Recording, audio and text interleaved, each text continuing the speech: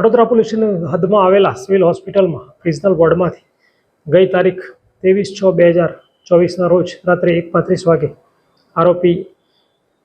ગાર્ડને તેમજ બાજુના સાહેબને ધક્કો મારી અને ફરાર થયેલ હતો, જે અનુસંધાને ખડોદરા પોસ્ટે ખાતે ગુનો દાખલ કરવામાં આવેલ હતો, જેની તપાસ એનડી મીર નાઓ ચલાવી રહેલા હતા. અને આજ રોજ સરથાણા પોલીસની બાતમી હકીકત મળેલ, જે આધારે તેમની ટીમ બરોડા ગઈ અને બરોડાથી શાહરૂખ ઉર્ફે ચીકની તેમજ ફૈઝલ ખાન ઉર્ફે બચ્ચી નાઓની અટક કરેલ છે, જેઓએ 41 આઈ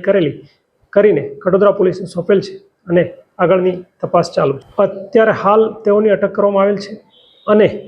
તેઓ કેવી રીતે